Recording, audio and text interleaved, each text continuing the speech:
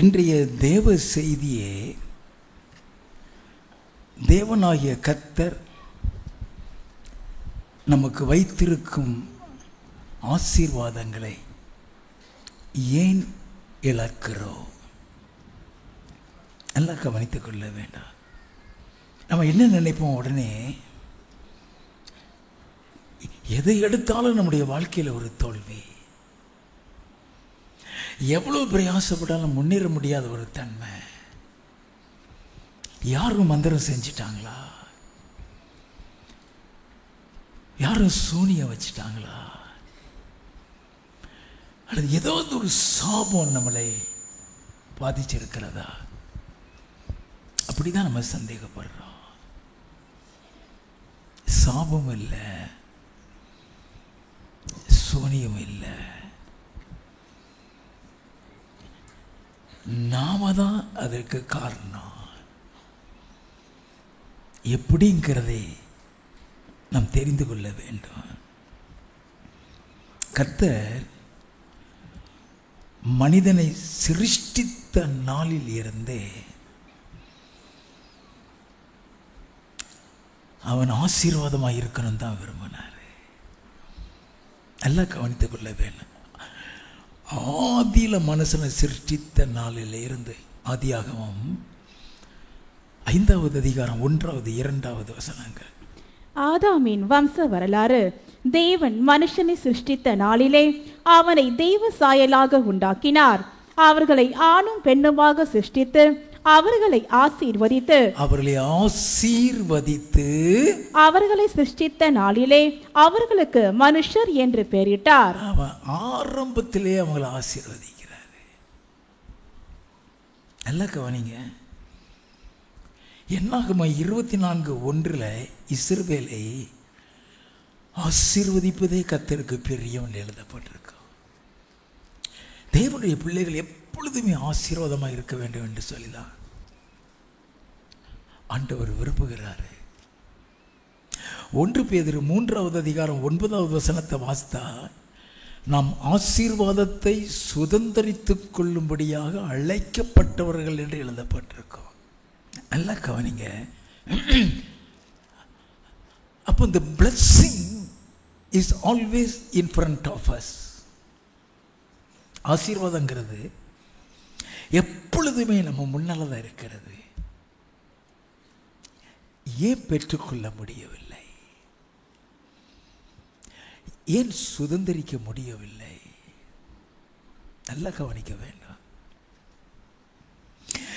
ஏன் பெற்ற ஆசீர்வாதத்தை கூட சில நேரத்தில் நம்ம இழந்து போய் விடுகிறோம். ஓஹோன்னு தொழில் நடந்துகிட்டு இருக்கோம், திடீர்னு டவுன் ஆயிரும்.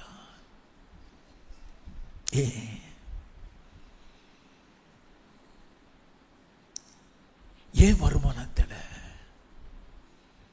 ஏன் ஆசீர்வாதத்தில், ஏன் பெற்றதை இழந்து போகிறோம்? நமக்கு முன்னாலே வைக்கப்பட்ட ஆசீர்வாதத்தை ஏன் பெற முடியவில்லை? ஆசீர்வாதத்தை பெற முடியாத காரணம் பிசாசின் தந்திரம்ங்கிறத நாம் அறிந்து கொள்ள வேண்டும்.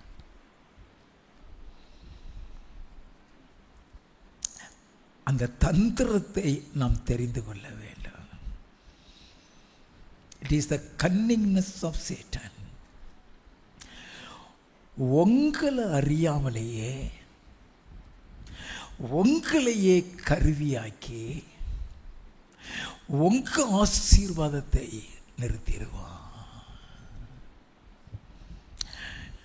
இது பிசாசன் தந்திரங்கிறது நமக்கு தெரியவே தெரியாது.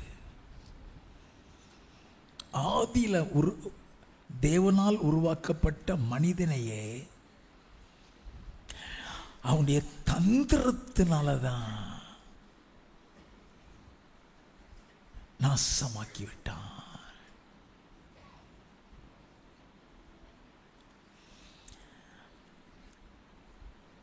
ஆதியாகமம் 3வது அதிகாரம் 1வது வசனத்தில் இருந்து வாசிப்போமே. தேவனாகிய கர்த்தர் உண்டாக்கின சகல காட்டு ஜீவன்களை பார்க்கிலும் சர்ப்பமானது தந்திரமுள்ளதாயிருந்தது. தந்திரமுள்ளது. வாசிப்போம். அது ஸ்திரீயை நோக்கி, நீங்கள் தோட்டத்தில் உள்ள சகல விருட்சங்களின் கனியையும் புசிக்க வேண்டாம் என்று தேவன் சொன்னது உண்டோ என்றது. போட்டு வாங்கிறது அவளுக்கு தெரியல. இதில் ஒரு தந்திரம் இருக்குங்கிறது அவளுக்கு தெரியல. அவனோட வாயு உளறீரா. ஆசீர்வாதத்தை இழந்துட்டாங்க, சாபத்தை பெற்றாங்க, தேவனுடைய உறவையை இழந்துட்டாங்க. தேவன் வைத்த இடத்துல இருந்து அனுப்பப்பட்டார்கள். ஆண்டவர் நம்மளை ஒரு அருமையான இடத்துல வைப்பாரு. God's chosen place is a place of protection of God. அது அவருடைய பாதுகாப்பின் இடம், அது அவருடைய ஆசீர்வாதத்தின் இடம், அது அவருடைய உறவாடுதலின் இடம். சாதாரணமா அவன் தந்திரத்தை பிரயோஜனப்படுத்தி வெளியே கொண்டு போய் போட்டான். அதோடு அவங்க சந்ததியே நாசமாய் போய்விட்டது. இதுதான் ஆதியில் நடந்தது. அப்ப ஆண்டவருடைய பிசாசனுடைய தந்திரம் வேதத்தில் உள்ள அத்தனை வசனங்களையும் அவன் அறிந்து வைத்திருப்பான்.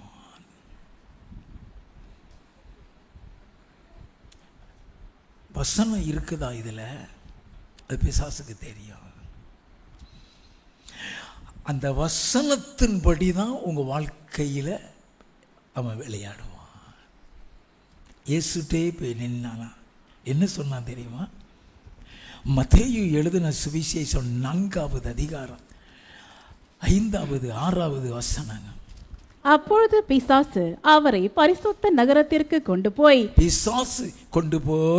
தேவாலயத்து உப்பரிகையின் மேல் அவரை நிறுத்தி நீர் தேவனுடைய குமாரனே ஆனால் தாழ குதியும், ஏனெனில் தம்முடைய தூதர்களுக்கு உம்மை குறித்து கட்டளையிடுவார், உமது பாதம் கல்லில் இடராது படிக்க அவர்கள் உம்மை கைகளில் ஏந்தி கொண்டு போவார்கள் என்பதாய் எழுதி இருக்கிறது என்று சொன்னான். என்பதாய் எழுதி இருக்கிறதுன்னு சொல்றான். அது எழுதி இருக்குது வசனத்துல. சங்கீதம் 91வது சங்கீதம் 11-12 வாசிங்க. உன் வழிகளிலெல்லாம் உன்னை காக்கும்படி உனக்காக தம்முடைய தூதர்களுக்கு கட்டளையிடுவார், உன் பாதம் கல்லில் இடராது படிக்க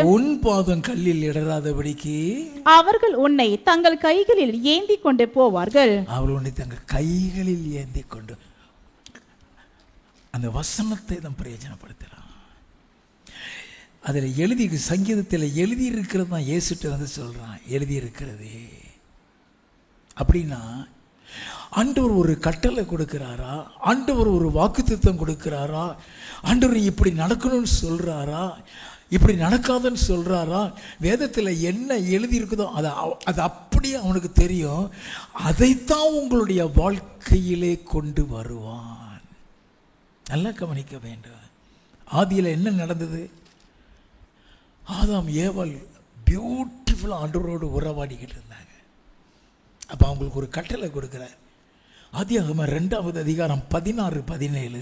தேவனாகிய கர்த்தர் மனுஷனை நோக்கி, நீ தோட்டத்தில் உள்ள சகல விருட்சத்தின் கனியையும் புசிக்கவே புசிக்கலாம், ஆனாலும் நன்மை தீமை அறியத்தக்க விருட்சத்தின் கனியை புசிக்க வேண்டாம், அதை நீ புசிக்கும் நாளில் சாகவே சாவாய் என்று கட்டளையிட்டார். ஆண்டவர் சொல்றாரு, அதை புசிக்கிற நாள்ல சாகவே சாவாய். அந்த கட்டளை அவனுக்கு தெரியும். அது தெரியாதது மாதிரி அவட்ட வந்து கேட்குறான், இந்த கனியை புசிக்க வேண்டாம்னு சொன்னாரா? அவ சொல்ற புசிக்கிற நாள்ல சாவாயின்னு சொன்னாரு. உடனே என்ன சொல்றான்? அது 3 நாள்ல நீ சாக மாட்ட. உன் கண்ணெல்லாம் திறக்கப்படும். நீ தெய்வமா மாறிடுவ. அதை நம்பி புசித்தா சாபத்தை பெற்றாங்க, உறவை இழந்தாங்க, தேவன் வைத்த இடத்தை விட்டு தூக்கி வீசப்பட்டார்கள். They have lost the blessings. They have lost the protection. They have lost the relationship with God.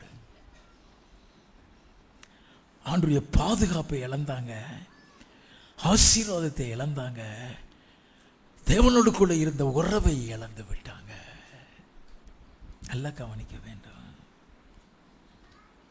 அப்படின்னா அவன் எல்லா காரியத்தையும் வேதத்தில் என்ன இருக்கோ அதை தெரிஞ்சு வச்சுட்டு அதற்கு மாறா உங்களை நடக்க வச்சிருவான். எல்லாம் கவனிங்க. வசனம் என்ன சொல்லுது? நீதிமொழிகளின் புஸ்தகம் 10வது அதிகாரம் 4வது வசனம். சோம்பர் கையால் வேலை செய்கிறவன் ஏழையாவான், சுறுசுறுப்புள்ளவன் கையோ செல்வத்தை உண்டாக்கும். இதுல சோம்பலும் எழுதப்பட்டிருக்கிறது, சுறுசுறுப்பு எழுதப்பட்டிருக்கிறது. சோம்பல்ங்கிறது பிசாசால் கொடுக்கப்படுகிறது, சுறுசுறுப்புங்கிறது தேவனால் கொடுக்கப்பட்டிருக்கிறது. இன்னைக்கு ரெண்டையும் உங்களுக்கு சொல்லி தருவேன். நல்லா கவனிக்க வேண்டும். உன் வாழ்க்கையில் ஆண்டவர் ஆசீர்வதிக்க வேண்டும். முதல்ல ஒரு அசம்பந்தம் தமிழ்ல சொல்லுவாங்க. இருக்கா பார் ஒரு அசம்பந்தமா, உற்சாகமே இல்லாத ஆவி ஒரு சோம்பலை கொடுத்துருவான். அந்த சோம்பல் பிசாசுல இருந்து வருதுன்னு தெரியாது. நல்லா கவனிங்க. வாசிப்போமே. நீதிமொழிகளின் புஸ்தகம் 19வது அதிகாரம் 15வது வசனம். சோம்பல் தூங்கி விட பண்ணும். இவ என்னது உள்ள பண்ணுச்சு? என்னது உள்ள பண்ணுச்சு? நீ சுறுசுறுப்பா இருந்தீனா தூக்கம் வருமா? சோம்பல் தூங்கி விழ பண்ண. நீதிமொழிகளின் புஸ்தகம் 13வது அதிகாரம் 4வது வசனம். சோம்பேறியுடைய ஆத்துமா விரும்பியும் ஒன்றும் பெறாது. சோம்பேறியுடைய ஆத்துமா விரும்பியும் ஒன்றும் பெறாது. இன்னைக்கு அநேகருக்கு வேலை ஏன் கிடைக்கிறது இல்லைன்னா, போஸ்ட் கிராஜுவேஷன் படிச்சிருப்பாங்க, அங்கே பார்த்து வேலைக்கு, இங்கே பார்த்து வேலைக்கு, அங்கே பார்த்து வேலைக்குன்னு அப்ளை பண்ணும், அதை செய்வோம் இதை செய்யும் பண்ணாமல் படித்து முடித்த உடனே எந்த நேரமும் தூங்கிக்கிட்டு இருப்பாங்க. வேலை கிடைக்காது. அது நமக்கு தெரியாது. உன் தூக்கத்தை அவன் காரணப்படுத்தி இருக்காங்கிறது உனக்கு தெரியாது. நல்லா தெரிந்து கொள்ள வேண்டும். தூக்கம் தரித்திரத்தை கொண்டு வருமா?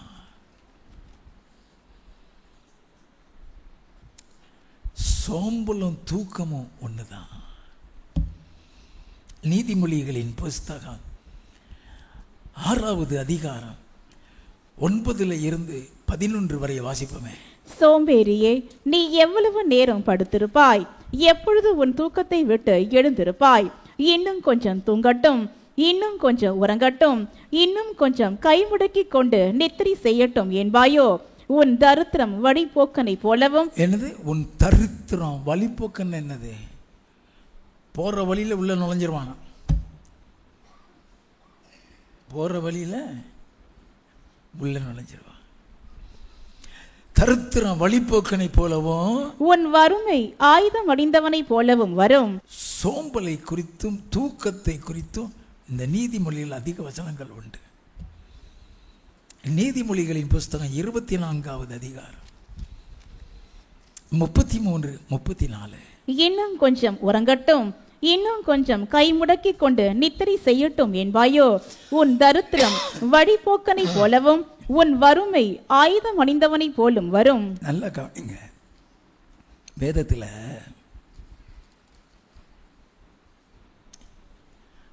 ராஜாங்கத்தில் ராஜாவாக உட்கார்ந்துட்டு இருந்தவன் தூங்கி ராஜாங்கத்தையே இழந்துட்டான். நல்லா கவனிக்க வேண்டும். 2 சாமுவேலின் புஸ்தகம் 11வது அதிகாரம் 1வது 2வது வசனங்கள். மறு வருஷம் ராஜாக்கள் யுத்தத்திற்கு புறப்படும் காலம் வந்தபோது தாவீது யோவாபையும் அவனோடு கூட தன் சேவகரையும் இஸ்ரவேல் அனைத்தையும் அம்மோன் புத்திரரை அழிக்கவும் ரப்பாவை முற்றுகை போடவும் அனுப்பினான். நல்ல கவனிங்க, தேசத்துக்கு விரோதமா யுத்தம் நடக்குது, யுத்த காலம் அது. ராணுவ தளபதிகளையும் ராணுவத்தையும் அனுப்பிட்டு ஐயா என்ன செஞ்சிட்டு இருந்தாரா? வாசிப்போம். தாவீது எருசலேமில் இருந்து விட்டான்.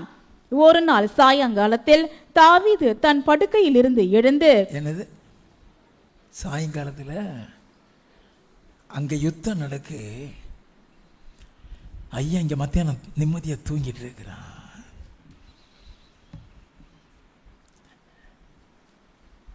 நல்லா கவனிக்க வேண்டும். வேதத்தில் என்ன எழுதப்பட்டிருக்கிறது கவனிக்கிறோம். அங்க யுத்தம் நடக்குது, யார் தேசத்துக்கு விரோதமா யுத்தம் நடக்க, அவன் ஜெயிச்சிட்டான் அப்படின்னா தாவீதை சங்கிலி போட்டு இழுத்து கொண்டு போயிடுவான். அது தூங்குற நேரமா? யுத்த காலத்தில் தூங்குற நேரமா? அப்ப அந்த தூக்கத்தை கொடுக்கிறது யாரு? அந்த தூங்கி முழிச்ச உடனே நடந்த சம்பவம் என்ன? வாசிப்போம். அரண்மனை உப்பரிகையின் மேல் உலாத்தி கொண்டிருக்கும் போது ஸ்நானம் பண்ணுகிற ஒரு ஸ்திரீயை உப்பரிகையின் மேலிருந்து கண்டான். ஒரு ஸ்திரீயை பார்க்கிறான், தூங்கி முழிச்சிட்டு.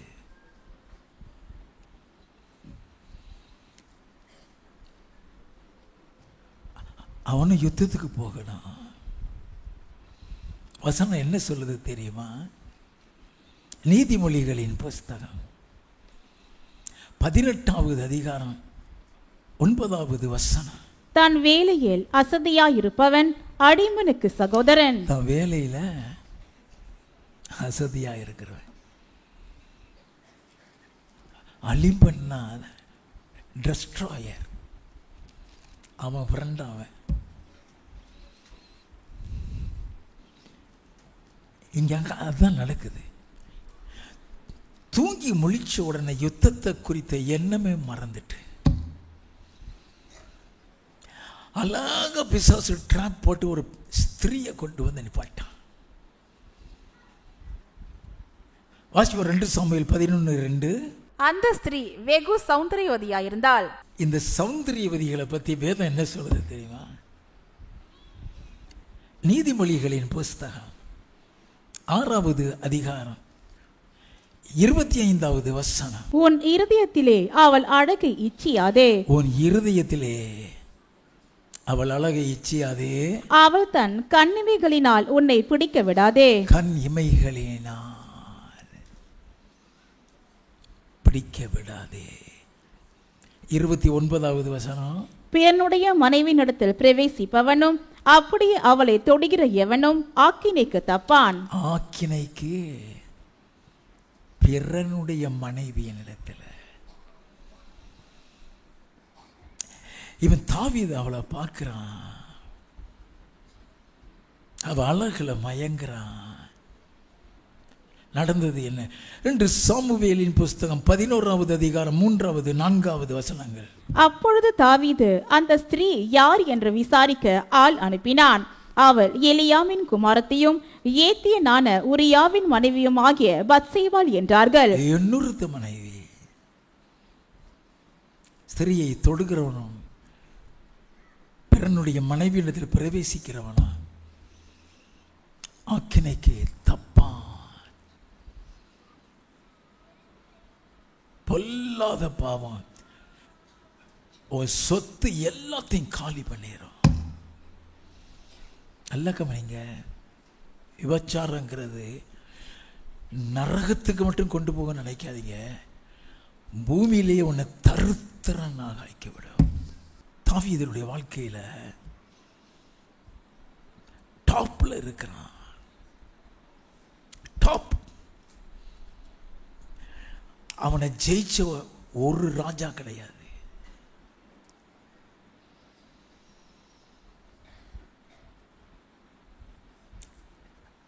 அவனை ஆண்டவர் ஆசீர்வதிச்ச ஆசீர்வாதத்தெல்லாம் பார்த்தீங்கன்னா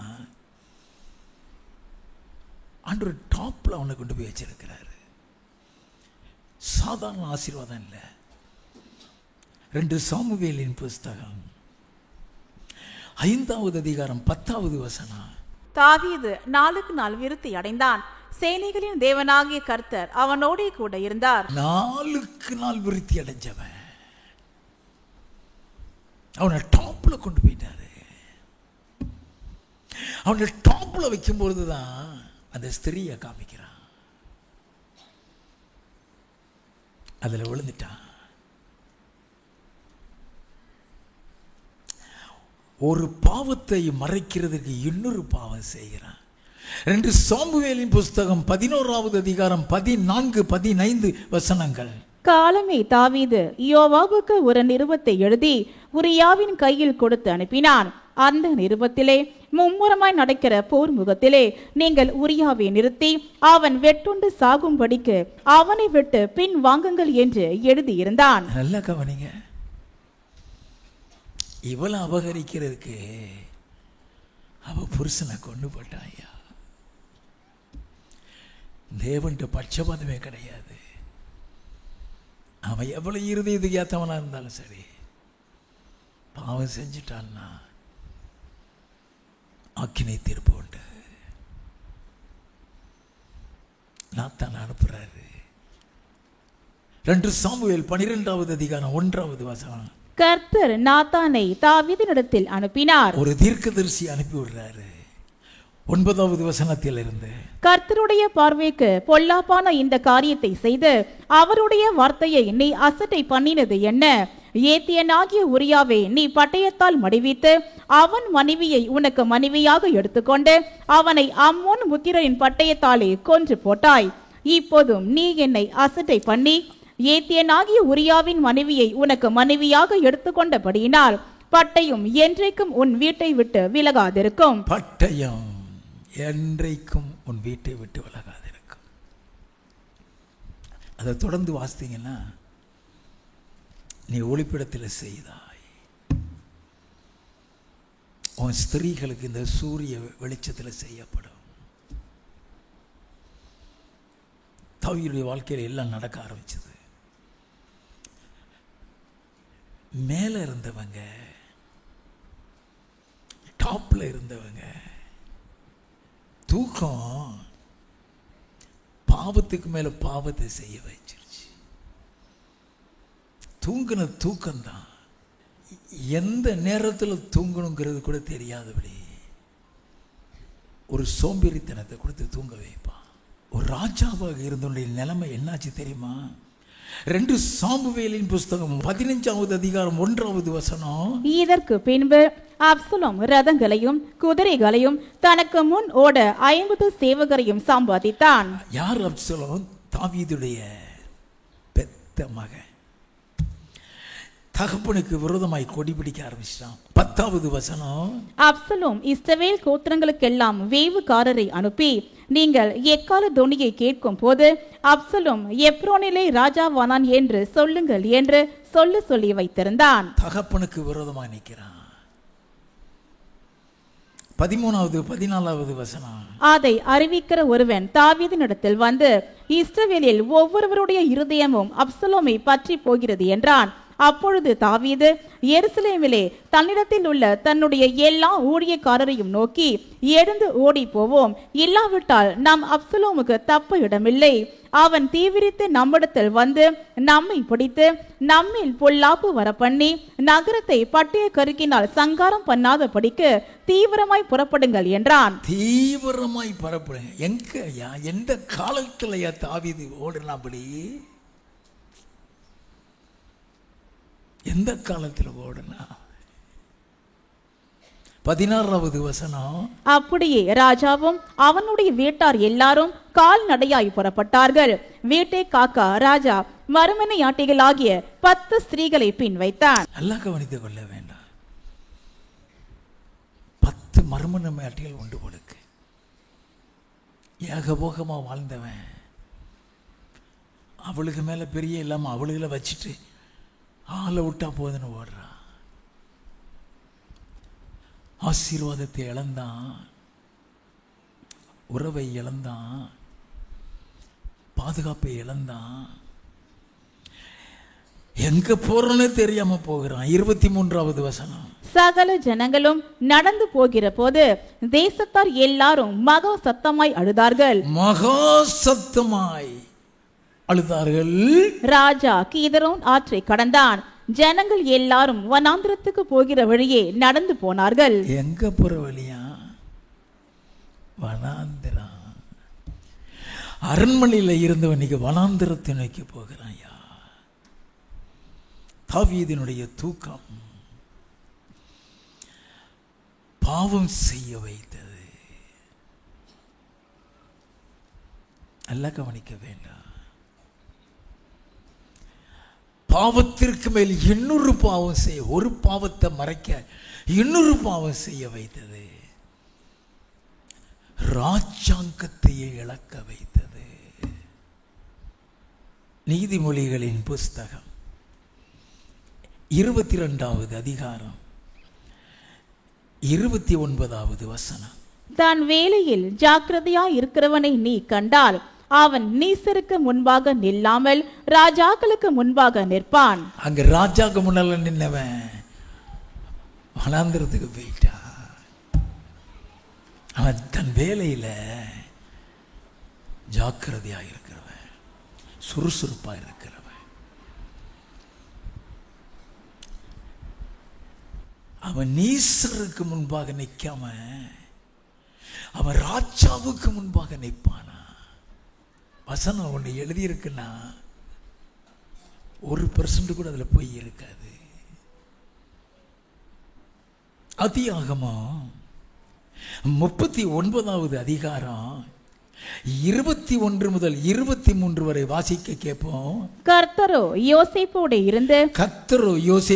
இருந்து அவன் மேல் கிருபை வைத்து, அவன் மீது கிருபை வைத்து சிறைச்சாலை தலைவனுடைய தயவு அவனுக்கு கிடைக்கும்படி செய்தார். என்னது? பொய் குற்றம் சுமத்தி அவனை சிறைச்சாலையில போட்டிருக்கானுங்க. இவன் யோசேப்பு ஜெயில கிடக்கிறான். நல்ல கவனிங்க. அவன் இருக்கிறது இப்ப ஜெயில்ல. அங்க அவன் என்ன செய்கிறானா? வாசிப்போம். சிறைச்சாலை தலைவன் சிறைச்சாலையில் வைக்கப்பட்ட யாவரையும் யோசேப்பின் கையிலே ஒப்புவித்தான். சிறைச்சாலையில வைக்கப்பட்ட யாவரையும் அவன் கையில கொடுக்கிறான். இவன் தான் கவனிக்கிறான். The responsibility. வாசிப்போம். அங்கே அவர்கள் செய்வது எல்லாவற்றையும் யோசேப்பு செய்வித்தான். அவ்வளவு தான் வேலையில கரெக்டா இருந்தான். இருந்த இடம் சிறைச்சாலை. குற்றவாளியாக பொய் குற்றம் சுமத்தி உள்ள தங்கியிருக்காங்க. ஆனா அங்க ஆண்டவர் ஒரு பொறுப்பு கொடுத்த உடனே அது உற்சாகமா செய்கிறான். அவனுக்கு கொடுக்கப்பட்ட வேலையை கரெக்டா செய்கிறான். அப்படி செய்யும்போது இந்த சிறைச்சாலையில இருந்தவனை ராஜாக்கு முன்னால கொண்டு போகிறாரு. தன் வேலையில் ஜாக்கிரதையாக போன கண்ட அவன் நீசருக்கு முன்பாக நிற்காமல் ராஜாக்களுக்கு முன்பாக நிற்பான். எழுதப்பட்டிருந்தது. அப்படின்னா இந்த சிறைச்சாலையில இருந்தவன் எப்படி ராஜாட்ட போனான்? ஆதியாகமம் 41வது அதிகாரம் 14வது வசனம். அப்பொழுது பார்வோன் யோசேப்பை அழைப்பித்தான். அவனை தீவிரமாய் காவல் கிடங்கிலிருந்து கொண்டு வந்தார்கள். அவன் சவரம் பண்ணிக்கொண்டு வேறு வஸ்திரம் தரித்து பார்வோனிடத்தில் வந்தான். என்னது? ஜெயிலுக்கு போயிட்டால அங்க ஒரு ட்ரெஸ் தான். ஜெயில் ட்ரெஸ்ஸே வேற. அவனை நல்லா சவரம் பண்ணி புது ட்ரெஸ் உடுத்தி ராஜா முன்னால கொண்டாந்துட்டாங்க. வாசிப்போம். பார்வோன் யோசேப்பை நோக்கி, ஒரு சொப்பனம் கண்டேன், அதன் அர்த்தத்தை சொல்ல ஒருவரும் இல்லை. நீ ஒரு சொப்பனத்தை கேட்டால் அதன் அர்த்தத்தை சொல்லுவாய் என்று உன்னை குறித்து நான் கேள்விப்பட்டேன் என்றான். உன்னை குறித்து நான் கேள்விப்பட்டேன். என்ன சொல்றான் அவன்? அப்பொழுது யோசேப்பு பார்வோனுக்கு பிரதியுத்தரமாக, நான் அல்ல. இன்னைக்கு என்னால சொல்ல முடியாதியா, நான் அல்ல, தேவனை பார்வோனுக்கு மங்களமான உத்தரவு அருளி செய்வார் என்றான். தேவன் சொல்லுவார் உமக்கு. 39வது 40வது வசனம். பின்பு பார்வோன் யோசேப்பை நோக்கி, தேவன் இவை எல்லாவற்றையும் உனக்கு வெளிப்படுத்தி இருக்கிறபடியால் உன்னை போல விவேகமும் ஞானமும் உள்ளவன் வேறொருவனும் இல்லை. நீ என் அரண்மனைக்கு அதிகாரியாயிருப்பாய். உன் வாக்கின்படியே என் ஜனங்கள் எல்லாரும் அடங்கி நடக்க கடவர்கள். சிங்காசனத்தில் மாத்திரம் உன்னிலும் நான் பெரியவனாயிருப்பேன் என்றான். தன் வேலையில் ஜாக்கிரதையாயிருக்கிறவனை கண்டார். ஏன் அவனை பொய்க்குற்ற சுமத்தி உள்ள கொண்டாந்தாங்கன்னா, அவனை வேலை செய்ய விடாம போத்திபார் மனைவி அவனை பாவத்தில் இழுத்தா. அவளை தூக்கி தள்ளி போட்டு வெளியே ஓடிட்டான். நல்லா கவனிக்க வேண்டாம். ஆண்டவர் டாப்ல கொண்டு போய் வச்சிட்டாரு. ஜெயில இருந்தவன டாப்ல கொண்டு போய் வச்சிட்டாரு. டாப்ல இருந்தவன் வனாந்தரத்தை நோக்கி போகிறான். சாப்பிட்றதுக்கு ஆகாரம் கிடையாதுயா. நீங்க 1 சாமுவேல் 25வது அதிகாரத்தை எடுத்து வாசித்து பாருங்க. சாப்பிட்றதுக்கு ஆகாரம் இல்லாம தாவீது நாபால் இடத்துல சாப்பாடு கேட்டு விடுறான்.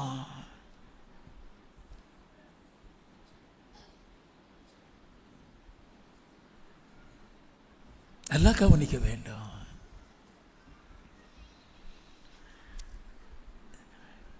தாவீது தன் செய்த பாவத்தை எல்லாம் அறிக்கையிடுகிறான். நீதிமொழிகளின் புஸ்தகம் 28வது அதிகாரம் 13வது வசனம். தன் பாவங்களை மறைக்கிறவன் வாழ்வடைய மாட்டான், அவைகளை அறிக்கை செய்து விட்டு விடுகிறவனோ இரக்கம் பெறுவான். அறிக்கை செய்து விட்டு விடுகிறவன். சங்கீதம் 51 முழுவதும் தாவீதினுடைய பாவ அறிக்கை. தேவ சமூகத்தில் கத்தறி அழுது மன்னிப்பு கேட்கிறான். அந்த பாவ அறிக்கை அவனை பழையபடியும் ராஜாவுக்கு கொண்டு வந்தது. தன் பாவங்களை மறைக்கிறவன் வாழ்வடைய மாட்டான். அதை அறிக்கையிட்டு விட்டு விடுகிறவன். அறிக்கையிட்டே இருக்கக்கூடாது, அறிக்கையிட்டு விட்டு விடுகிறவன். அப்படின்னா தாவீது செய்த பாவம் அதுதான் கடைசி. அதுக்கப்புறம் செய்யல, விட்டுட்டான். 1 ராஜாக்களின் புஸ்தகம் 15வது அதிகாரம் 5வது வசனம். தாவீது ஏத்தியனாகிய உரியாவின் சங்கதி ஒன்று தவிர கர்த்தர் தனக்கு கட்டளையிட்டதிலே தான் உயிரோடு இருந்த நாளெல்லாம் ஒன்றையும் விட்டு விலகாமல் அவர் பார்வைக்கு செம்மையானதை செய்து வந்தான். நல்லா கணிங்க. அதுக்கப்புறம் தான் நேர்மையான ஒரு பாதைக்குள்ள வருகிறான். போகட்டும். சுறுசுறுப்புனா என்ன? What is activeness? சுறுசுறுப்புன்னு சொல்லும்போது என் இயேசுவை தவிர அப்படிப்பட்ட ஒரு சுறுசுறுப்பை யாரும் எங்கேயும் பார்க்க முடியாது. என் ஆண்டவர் இயேசு சொன்னார். லூக்கா எழுதின சுவிசேஷம் 9வது அதிகாரம் 57வது 58வது வசனங்கள். அவர்கள் வழியிலே போகையில் ஒருவன் அவரை நோக்கி, ஆண்டவரே, நீர் எங்கே போனாலும் உம்மை பின்பற்றி வருவேன் என்றான். அதற்கு இயேசு, நரிகளுக்கு குழிகளும் ஆகாயத்து பறவைகளுக்கு கூடுகளும் உண்டு, மனுஷகுமாரனுக்கோ தலை சாய்க்க இடமில்லை என்றார். தலை சாய்க்க நேரம் இல்லைன்னு சொல்லல, தலை சாய்க்க இடம் இல்லையா? ஏன் இடம் இல்லைன்னு சொன்னார் தெரியுமா? அவர் எங்க போனாலும் கூட்டம். எங்க போனாலும் கூட்டம். மார்க்கு 2வது அதிகாரம் 1வது 2வது வசனங்கள். சில நாட்களுக்கு பின்பு அவர் மறுபடியும் கப்பர்நகூமுக்கு போனார். அவர் வீட்டில் இருக்கிறார் என்று ஜனங்கள் கேள்விப்பட்டு, வீட்டில் இருக்கிறார் என்று ஜனங்கள் அங்க ஓய்வுக்காக போனாரா அல்லது அங்க அவங்க ஏதாவது விருந்து கொடுக்குறாங்கன்னு சொல்லி போனாரா நமக்கு தெரியாது, அது எழுதப்படல. அங்க அவர் வீட்டில் இருக்கிற நியூஸ் போயிடுச்சு, காத்தா போயிடுச்சு. அந்த நியூஸ் போன உடனே ஒரு பெரிய கூட்டம். வாசிப்போம். உடனே வாசலுக்கு முன்னும் நிற்க இடம் போதாதபடிக்கு அநேகர் கூடி வந்தார்கள். அநேகர் கூடி வந்துட்டாங்க. அவர்களுக்கு வசனத்தை போதித்தார். அவர்களோடு கூட பிரசங்கம் பண்றாரு. நல்லா கவனிங்க, சுறுசுறுப்புனா என்னன்னு தெரிஞ்சுக்கிறேன். மார்க் எழுதின சுவிசேஷம் 2வது அதிகாரம் 13வது வசனம். அவர் மறுபடியும் புறப்பட்டு கடல் அருகே போனார். கடல் அருகே போனார். அப்பொழுது ஜனங்கள் எல்லாரும் அவரிடத்தில் வந்தார்கள். அவர்களுக்கு போதகம் பண்ணினார். எங்கெல்லாம் போறாரோ அங்கெல்லாம் கூட்டம்.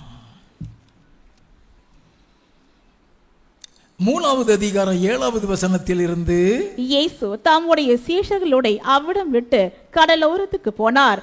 கலிலேயாவிலும் யூதேயாவிலும் எருசலேமிலும் இதுமேயாவிலும் யோர்தானுக்கு அக்கறையில் இருந்து திரளான ஜனங்கள் வந்து அவருக்கு பின் சென்றார்கள். அல்லாமலும் தீரு சீதோன் பட்டணங்களின் திசைகளிலும் இருந்து திரளான ஜனங்கள் அவர் செய்த அற்புதங்களை குறித்து கேள்விப்பட்டு அவரிடத்தில் வந்தார்கள்.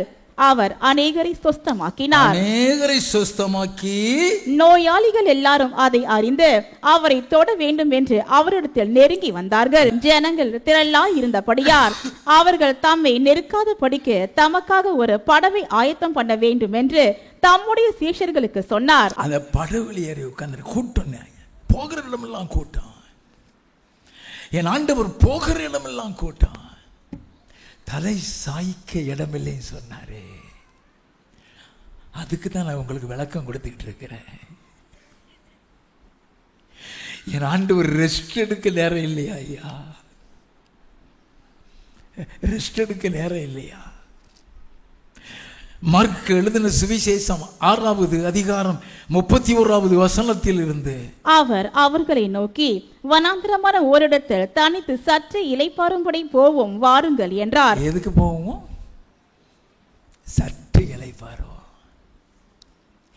ஏன் அப்படி சொன்னாரு? வாசிங்க. ஏனெனில் வருகிறவர்களும் போகிறவர்களும் அநேகராய் இருந்தபடியினால் போஜனம் பண்ணுகிறதற்கும் அவர்களுக்கு சமயம் இல்லாதிருந்தது. சாப்பிட கூட அவருக்கு நேரம் இல்லை. இப்ப அவருக்கு ஓய்வு, கொஞ்சம் இளைப்பாறுனா நல்லா இருக்குமே. அதான் ஆண்டவர் சொல்றாரு, வருகளும் போர்களும் அநேகராக சாப்பிட கூட அவருக்கு நேரம் இல்லை. வனாந்திரமான ஒரு இடத்துக்கு தனித்து சற்றே இளைப்பாறும் படிப்போம், கொஞ்சம் ரெஸ்ட் எடுத்துக்கிடுவோம். வாசிப்போம்.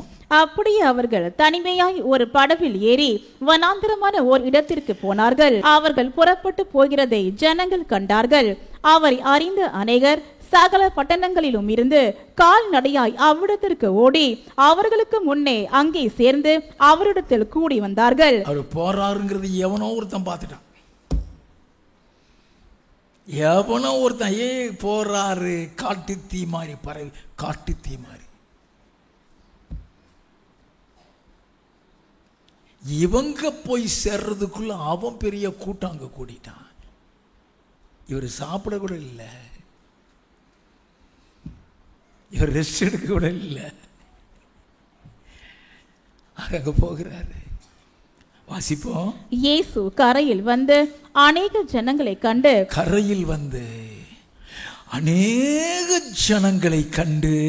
அவர்கள் மேய்ப்பன் இல்லாத ஆடுகளை போல் இருந்தபடியால் அவர்கள் மேல் மனதுருகி அநேக காரியங்களை அவர்களுக்கு உபதேசிக்க தொடங்கினார். நல்ல கவனிங்க, அநேக காரியங்களை ஏன் பிரசங்கம் பண்ண ஆரம்பிச்சிட்டாரு? கூடி வந்தவன் 100-200 பேர் இல்ல. 44வது வசனம் வாசிங்க. அப்பம் சாப்பிட்ட புருஷர் ஏறக்குறைய 5000 பேராயிருந்தார்கள். 5000 பேருக்கு மேல கூடிட்டாயா? வெறும் பிரசங்கம் மட்டும் பண்ணாருன்னு நினைக்காதீங்க. இதே சம்பவம் மத்தேயுவிலும் எழுதப்பட்டிருக்கிறது. மத்தேயு எழுதின சுவிசேஷம் 14வது அதிகாரம் 14வது வசனம். இயேசு வந்து திரளான ஜனங்களை கண்டு அவர்கள் மேல் மனதுருகி அவர்களில் வியாதியஸ்தர்களாய் இருந்தவர்களை சொஸ்தமாக்கினார். ஒரு பக்கம் நல்ல கவனிங்க, ஒரு பக்கம் பிரசங்கம், இன்னொரு பக்கம் வியாதியஸ்தர்களை சுகப்படுத்தினார். லூக்கா 4வது அதிகாரம் 40வது வசனம். சூரியன் அஸ்தமித்த போது ஜனங்கள் எல்லாரும் தங்களுக்குள்ளே பல பல வியாதிகளால் வருத்தப்பட்டவர்களை அவரிடத்தில் கொண்டு வந்தார்கள். பல பல வியாதிகளால் வருத்தப்பட்டவர்களிடத்தில் கொண்டு வந்தார்கள். அவர்கள் ஒவ்வொருவர் மேலும் அவர் தம்முடைய கைகளை வைத்து அவர்களை சொஸ்தமாக்கினார். ஒவ்வொருவர் மீதும் அவர் தம்முடைய கைகளை வைத்து அவர்களை சொஸ்தமாக்கினார். அதுதான் ஊழியம். அதுதான் ஊழியம். அப்ப ஆண்டவருடைய சுறுசுறுப்பு, ஓய்வில்ல, ஓய்ந்திருக்கக்கூடிய ஒரு சில நேரங்கள் அவருக்கு உண்டு. அந்த ஓய்ந்திருக்கிற நேரங்களை அவர் என்ன செய்தார் தெரியுமா? மார்க் எழுதின சுவிசேஷம் 1வது அதிகாரம் 35வது வசனம். அவர் அதிகாலையில் இருட்டோடு எழுந்து புறப்பட்டு வனாந்திரமான ஓரிடத்திற்கு போய் அங்கே ஜெபம் பண்ணினார். காலையில போய் ஜெபிக்கிறாரு. மத்தேயு எழுதின சுவிசேஷம் 14வது அதிகாரம் 22லிருந்து 25 வரை வாசிப்போமா? இயேசு ஜனங்களை அனுப்பி விடுகையில் தம்முடைய சீஷர்கள் படவில் ஏறி தமக்கு முன்னே அக்கறைக்கு போகும்படி அவர்களை துரிதப்படுத்தினார். அவர் ஜனங்களை அனுப்பிவிட்ட பின்பு சீஷர்களை அக்கறைக்கு போய் சொல்லிட்டாரு, நீ அங்க போங்க, நான் வருவேன். அங்க அவர்கிட்ட ஜெபிக்க வந்த மக்கள், பிரசங்க வந்த மக்கள் எல்லாரையும் அனுப்பிட்டாரு. வசனம் அப்படிதான் சொல்லுது. அனுப்பின பின்பு நடக்கிறது வாசிப்போம். தனித்து ஜெபம் பண்ண ஒரு மலையின் மேல் ஏறி சாயங்காலம் ஆன போது அங்கே தனிமையாயிருந்தார். நல்லா கவனிக்க வேண்டாம். ஊழியத்தை முடிச்சிட்டோம், சாப்பிட்டோம், படுத்து தூங்கணும் இல்ல, போய் ஜெபிக்கிறாரு. லூக்கா எழுதின சுவிசேஷம் 5வது அதிகாரம் 15வது 16வது வசனங்கள். அப்படி இருந்தும் அவருடைய கீர்த்தி அதிகமாய் பரவிற்று. திரளான ஜனங்கள் அவருடைய உபதேசத்தை கேட்பதற்கும் அவராலே தங்கள் பிணிகள் நீங்கி சௌக்கியம் அடைவதற்கும் கூடி வந்தார்கள். திரளான ஜனங்கள் கூடி வருகிறார்கள். அவரோ வனாந்திரத்தில் தனித்து போய் ஜெபம் பண்ணி கொண்டிருந்தார். என்னதான் ஊழியம் செஞ்சாலும் சரி, எவ்வளவுதான் ஊழியம் செஞ்சாலும் சரி, எவ்வளவுதான் ஓடிக்கிட்டு இருந்தாலும் சரி, தேவனோடு நேரம் செலவழிக்கிறது அவர் ஒரு நாளும் மிஸ் பண்ணதில்லையா?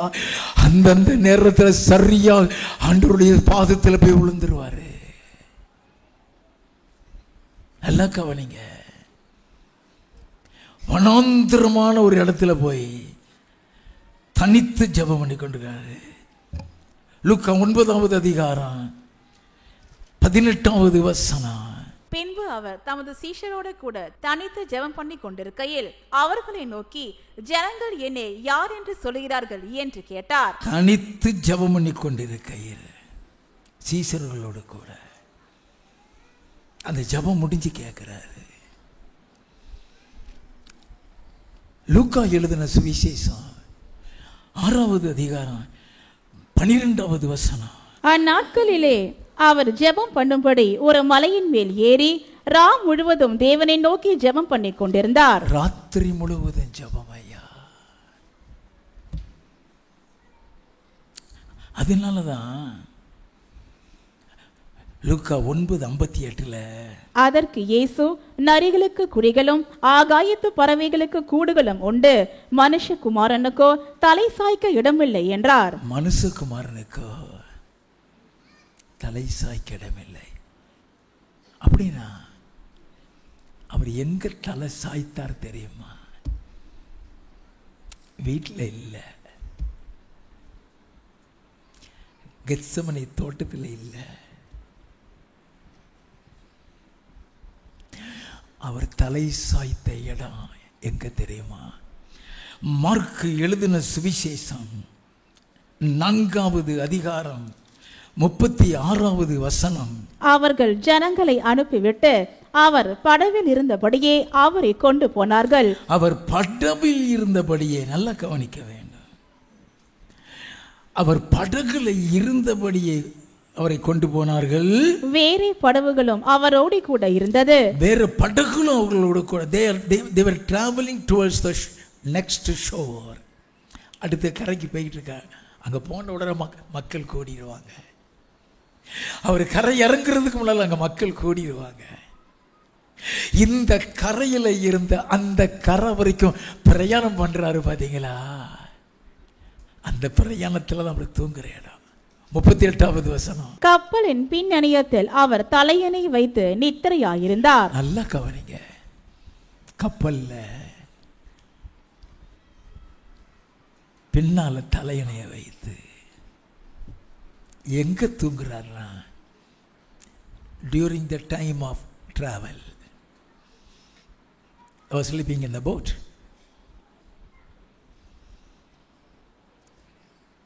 அவன் இயேசு கிறிஸ்துவுடைய சுறுசுறுப்பு. இந்த 2 பகுதியை இன்னைக்கு பார்த்தோம். தாவீதினுடைய தூங்கிய பகுதியை பார்த்தோம்,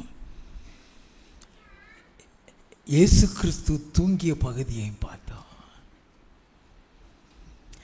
தாவீது யுத்தம் நடந்து கொண்டு இருக்கும் பொழுது அதை பற்றி கவலைப்படாம வீட்டில் நிம்மதியா தூங்கினான். இவருக்கு சாப்பிட கூட நேரம் இல்லை. ஊழியன் ஓடுற போற வழியில் ஆண்டவே போட்ல தலையணை வச்சு தூங்குறாரு. நல்லா கவனிக்க வேண்டும். யுத்த நேரத்தில் தாவீதுக்கு தூக்கத்தை கொடுத்தது பிசாசு.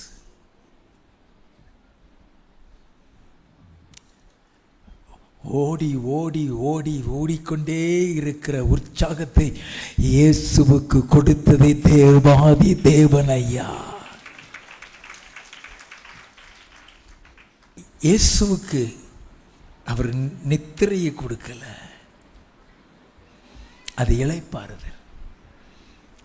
என்னது அது? இளைப்பாறுதல். அந்த இளைப்பாறுதலை இயேசு கிறிஸ்துவுக்கு தேவன் கொடுக்கிறார். சில நேரங்கள் ஆண்டவர் அந்த இளைப்பாறுதல் கொடுப்பார்.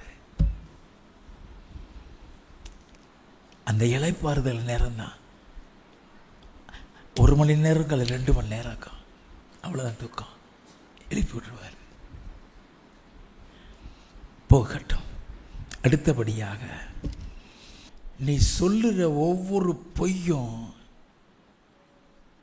உன் ஆசீர்வாதத்தை நிறுத்திடும். அது உனக்கு தெரியாது. அது சாத்தானால் கொடுக்கப்படுகிறது. நீதிமொழிகளின் புஸ்தகம் 12வது அதிகாரம் 22வது வசனம். பொய் உதடுகள் கர்த்தருக்கு அருவருப்பானவைகள், உண்மையாய் நடக்கிறவர்களோ அவருக்கு பிரியம். உண்மைதான் அவருக்கு பிரியமானது. நீதிமொழிகளின் புஸ்தகம் 19வது அதிகாரம் 5வது 9வது வசனங்கள். பொய் சாட்சிக்காரன் ஆக்கினைக்கு தப்பான், பொய்களை பேசுகிறவனும் தப்புவதில்லை.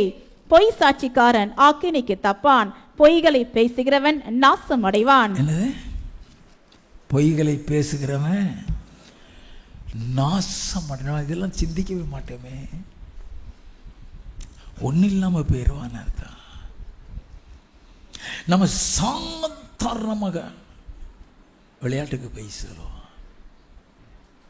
நீ ஆட்டோ ஓட்டலாம், நீ காய்கறி கடை வச்சிருக்கலாம், நீ பெரிய பிசினஸ் செய்யலாம். அதுல நீ பொய் சொல்லி சம்பாதிச்சா வசனம் என்ன சொல்லுது தெரியுமா? நீதிமொழிகளின் புஸ்தகம் 21வது அதிகாரம் 6வது வசனம். பொய் நாவினால் பொருளை சம்பாதிப்பது சாவை தேடுகிறவர்கள் விடுகிற சுவாசம் போல் இருக்கும். நல்லா கவனிங்க. நீ கஸ்டமர்கிட்ட என்ன பணம் வேணுமோ அந்த பணத்தை கேளு, அதில் பாவம் இல்லை. தொழில் செய்கிறவன் கவனிக்கோ, நீ 1 கிலோ தக்காளி விற்கிற, என்ன விலைக்கு விற்கிறியோ அதை விற்றுக்கோ, தப்பு இல்லை. ஆனால் அவங்ககிட்ட என்ன சொல்கிற, ஆமாம் நாங்களே தக்காளி 1 கிலோ இந்த விலைக்கு தான் வாங்குகிறோம், பொய் சொல்லிடுறியா, உன் தொழில் ஒன்றும் இல்லாமல் போயிடும். உன்னை யார் வாங்குகிற விலையை சொல்ல சொன்னது? இதுதான் என் வேலை, இதான் வேலை. இஷ்டம்லாம் வாங்க போயிட்டாரு, நத்திங் ராங். பொய் சொல்லி சம்பாதிக்காதீங்க. நல்லா கவனிக்க வேண்டும். நீ ஆட்டோவை எடுத்துட்டு வெளியே கிளம்புவ, மனைவி கேட்குறா, எப்பா நேரம் ஆட்டோ ஸ்டாண்டுக்கு போறியா, வேற எங்க? இல்லை இல்லைம்மா நான் ஆட்டோ ஸ்டாண்டுக்கு தான் போகிறேன். அவர்கிட்ட ஆட்டோ ஸ்டாண்டுக்கு தான் போகிறேன்னு சொல்லிட்டு நீ உன் ஃப்ரெண்டை பார்க்க போயிட்டியா, பொய் சொல்லிட்ட. அன்னை ஆட்டோ வருமானம் நின்று போயிடும். பொய்யினால் வர்ற சாபத்தை தெரிஞ்சுக்கிறேன்னா, 2 ராஜாக்களின் புஸ்தகம் 5வது அதிகாரம் 25 முதல் 27 வசனங்கள். பின்பு அவன் உள்ளே போய் தான் எஜமானுக்கு முன்பாக நின்றான். கேயாசியே, எங்கே இருந்து வந்தாய் என்று எலிசா அவனை கேட்டதற்கு, ஒரு தீர்க்கதரிசி கேட்கிறான். ஒரு தீர்க்கதரிசி, நீ பாவம் செஞ்சிட்டினாலே ஞானம் போயிடும், டோட்டலா ஞானம் போயிடும். அவன் ஒரு தீர்க்கதரிசி, அவனுக்கு ஆண்டவர் வெளிப்படுத்துவாங்கிற கூறு கூட அவனுக்கு இல்லை. நாகமன்ட்ட போய் பணத்தை வாங்கி வீட்டில் ஒளிச்சு வச்சுட்டு எலிசா முன்னால ஒன்றும் தெரியாத மாதிரி வந்து நிற்கிறான். எங்கிருந்துப்பா வர்றேங்க? வாசிப்போம். அவன் உமது அடையான் எங்கும் போகவில்லை என்றான். எங்கும் போகவில்லை, துணிகரமான பொய். வாசிப்போம். அப்பொழுது அவன் இவனை பார்த்து, அந்த மனுஷன் உனக்கு எதிர்கொண்டு வர தன் ரதத்தில் இருந்து இறங்கி திரும்புகிற போது என் மனம் உன்னுடன் கூட செல்லவில்லையா? என் கூட நீ இருக்கிறங்கிறத மறந்துட்டியாப்பா? அவன் இறங்கி வந்தானே, அது கர்த்தர் பார்த்து அவனுக்கு தெரியப்படுத்துவாருங்கிறது கூட உனக்கு தெரியாதா? வாசிப்போம். பணத்தை வாங்குகிறதற்கும் வஸ்திரங்களையும் ஒலிவ தோப்புகளையும் திராட்சை தோட்டங்களையும் ஆடு மாடுகளையும் வேலைக்காரரையும் வேலைக்காரிகளையும் வாங்குகிறதற்கும் இது காலமா? ஆகையால் நாகமானின் குஷ்டரோகம் உன்னையும் உன் சந்ததி யாரையும் என்றைக்கும் பிடித்திருக்கும் என்றான். நாகமானின் குஷ்டம் உன்னையும் உன் சந்ததியையும். தேவ மனுஷர்களுக்கு பொய் சொல்லி, அவங்ககிட்ட மட்டும் பொய் சொல்லிடாதீங்க. தேவ மனுஷர்களுக்கு விரோதமாக பேசிடவும் செய்யாதீங்க. நம்ம ஆசீர்வாதத்தை நிறுத்திடும். நல்லா கவனித்துக் கொள்ள வேண்டும். ஒரு பொய் சாபத்தை பெற வைத்தது. வாசிப்போம். உடனே அவன் உறைந்த மழை நிறமான குஷ்டரோகியாகி அவன் சமூகத்தை விட்டு புறப்பட்டு போனான். உடனே குஷ்டரோகி, உடனே இம்மீடியட் பொய். வெளிப்படுத்தின விசேஷம் 21வது அதிகாரம் 8வது வசனம். பயப்படுகிறவர்களும் அவிசுவாசிகளும் அருவருப்பானவர்களும் கொலை பாதகரும் விபச்சாரக்காரரும் சூனியக்காரரும் விக்கிராராதனைக்காரரும் பொய்யர் அனைவரும். என்னது? விபச்சாரக்காரர், சூனியக்காரர், கொலை செய்பவர், இந்த கேட்டகரியில தான் பொய்யரை கொண்டு வர்றாங்க. பொய்யர் அனைவரும் 2ஆம் மரணமாகிய அக்கினியும் கந்தகமும் எரிகிற கடலிலே பங்கடைவார்கள் என்றார். பொய் எரிகிற அக்கினி நரகத்துக்குள்ள கொண்டு போனோம்னா அந்த பொய் ஆசீர்வாதத்தை நிறுத்துமா நிறுத்தாதா? அப்போஸ்தலர் 5வது அதிகாரம் முதல் 5 வசனத்தை வாசித்து பாருங்க.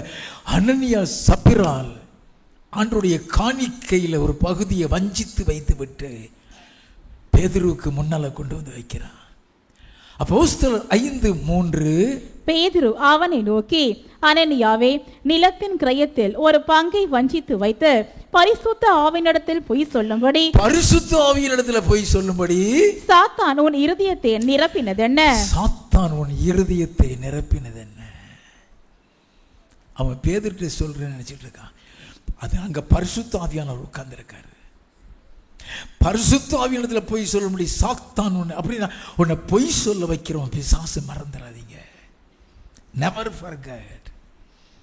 உன்னை பொய் சொல்ல வைக்கிறவன் பிசாசு. ஆசீர்வாதத்தை நிறுத்துறது. He knows everything.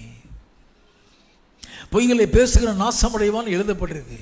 அப்ப அவன் நாசமடைகிறதுக்குள்ள ஏத்தாக்களை பொய் சொல்ல வைப்பான். He knows the word. கணவன் மனைவி கணவனிடத்தில் சரளமா பொய் சொல்றான். அது ஆசீர்வாதங்களை நிறுத்திடும். கணவனுக்கு தெரியாம செலவழிக்கிறது, மனைவிக்கு தெரியாம செலவழிக்கிறது, மறைச்சு வைக்கிறது ஆசீர்வாதத்தை நிறுத்திடும். பரிசுத்த இடத்திலே பொய் சொல்லும்படி சாத்தான் உன் இருதயத்தை நிரப்பினது என்ன? அதை விற்கும் முன்னே அது உன்னுடையதா இருக்கவில்லையோ? அதை விற்ற பின்பும் அதன் கிரயம் உன் வசத்தில் இருக்கவில்லையோ? அதன் கிரயம் உன் வசத்தில் இருக்கவில்லையோ? நீ உன் இருதயத்திலே இப்படிப்பட்ட எண்ணம் கொண்டதென்ன? நீ மனுஷரிடத்தில் அல்ல, தேவனிடத்தில் பொய் சொன்னாய் என்றான். நீ மனுஷரிடத்தில் அல்ல, தேவனிடத்தில் பொய் சொன்னாய். வாசிப்போம். அனனியா இந்த வார்த்தைகளை கேட்கவே விழுந்து ஜீவனை விட்டான். அவன் கொலையை செஞ்சிட்டான். அப்ப பொய் ஆண்டவர் எந்த அளவுல வெறுக்கிறாரு?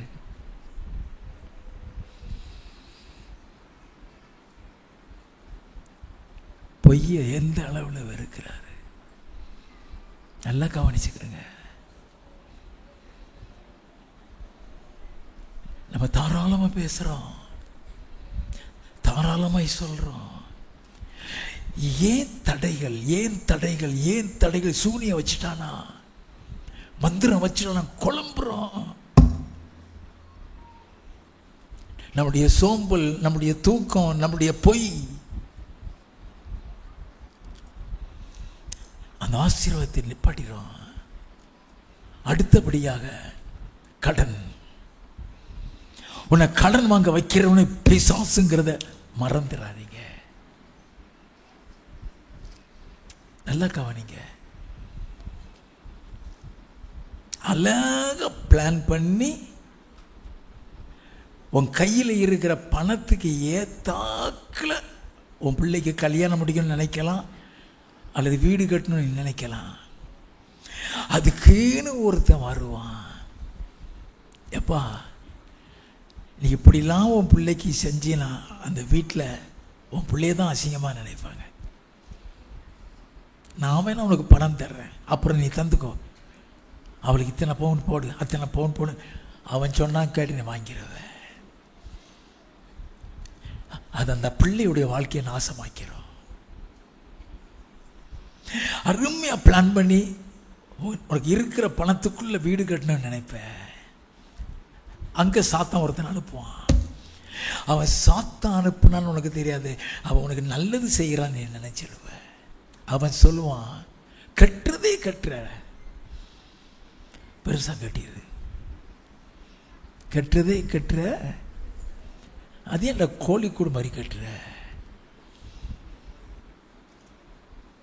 பணம் இல்லையடா, அது ஏன் கவலைப்படுற, உனக்கு எத்தனை கோடி வேணும் நான் வாங்கி தரேன். வாங்கி கொடுத்துருவான். வாங்கி அழகாக கட்டி குடியிருக்கிற வீட்டை பங்களா மாதிரி கட்டி கடைசியில் கடன்காரன் வந்து ஜப்தி செஞ்சு எடுத்துட்டு போயிடுவான். ஏன்? கடன்.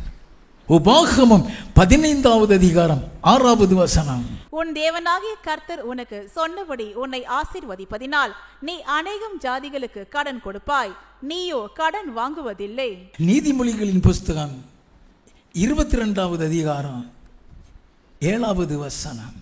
ஐஸ்வர்யவான் தரித்திரனை ஆளுகிறான், கடன் வாங்கினவன் கடன் கொடுத்தவனுக்கு அடிமை. நீ ரட்சிக்கப்பட்டுட்டியா? நீ கிரயத்துக்கு வாங்கப்பட்டுட்ட. மனுஷனுக்கு அடிமையாகிறாத.